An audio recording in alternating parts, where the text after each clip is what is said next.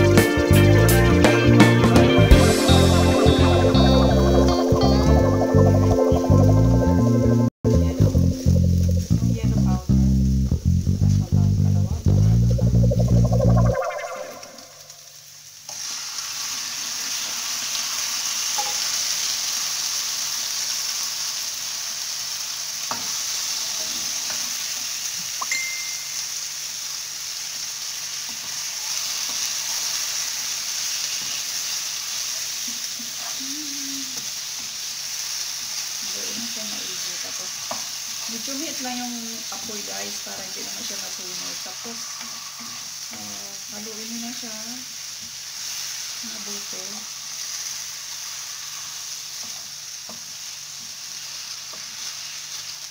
Tapos, kumukulo-kulo na siya. Check.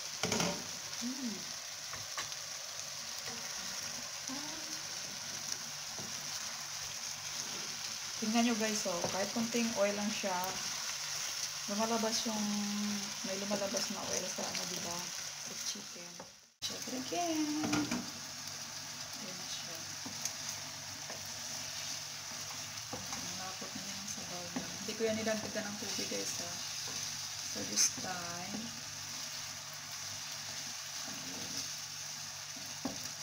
kasi ito yung ganitong chicken.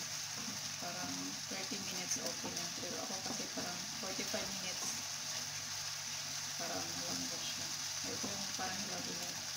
So this time,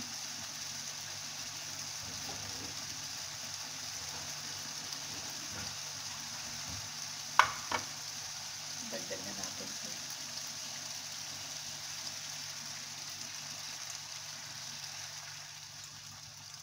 Guys, kung merong fresh nito, pag sa amin, merong fresh. Kahit konti, dalawang piraso lang, parang bunga niya, ilagay nyo. Ano na siya, okay na siya, napapampula sa pangkalasa. Pero, because I'm using the dried ones, so parang, masyado. Tingnan nyo na guys, Diba na mula mapula na Mamaya mag-absorb yan sa sa meat. So, maumula na rin yung meat. So, yun na yung pinakakulay niya. Walang halo talaga na iba. Yan na siya, guys.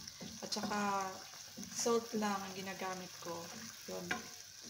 Wala na akong ibang ina-add na spices na magic sarap or nor chick or cubes. Hindi ako nag-ano. Hindi ako nadagdag. Yan na siya. Satisfied na ako dyan. Kasi masarap naman siya at saka healthy. Walang mga masyadong mga spices na iba. So, yung dagdag na panlasa ini. So, antayin natin uli na kumulo at saka hanggang maging kunti na lang yung tubig niya. Saka natin idagdag yung suka para yan. 5 minutes na, guys, ano. So, we'll check.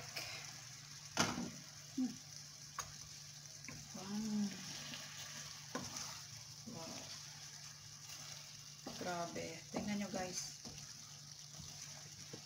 Can't you see that? Tingnan nyo, nag-oil siya. Yung oil niya, yan na. So, wow. Grabe. Sarap nito sa kanin. Let's try.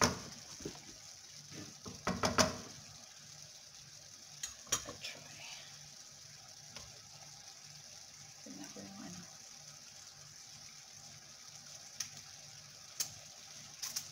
Oh my God. Oh my God, super.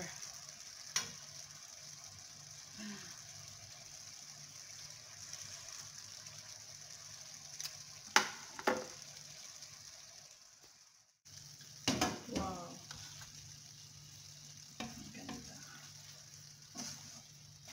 Munti na lang siya. Tingnan nyo, guys, oh. O, diba? So yummy talaga ang kulay. So, alam ko na tansya na ito. Pwede na natin idagdag yung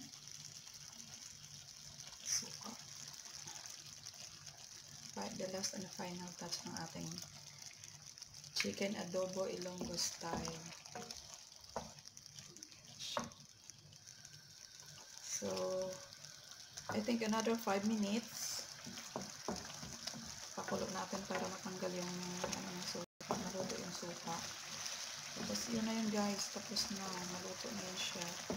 So, let us wait for 5 minutes more. Kita nyo, malambot na siya.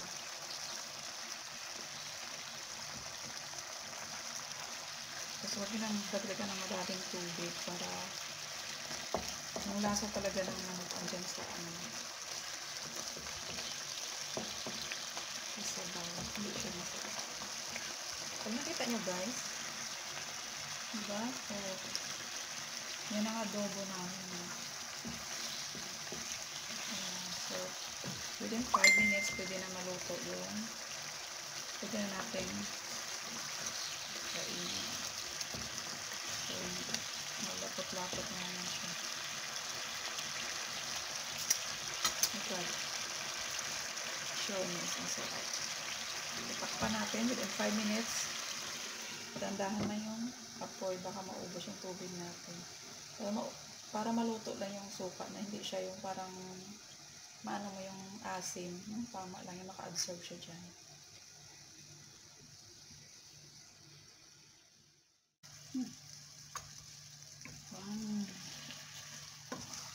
Wow. Grabe. Tingnan nyo, guys. Can't you see that? Tingnan nyo, nag-oil siya. Yung oil niya, yan na. So, wow. Grabe. Sarap nito sa kanin. Let's try. Let's try. Tingnan ko yung ano. Kain tayo. Tingnan niyo. Who wants to join me? You can come. Thank you, guys, for watching.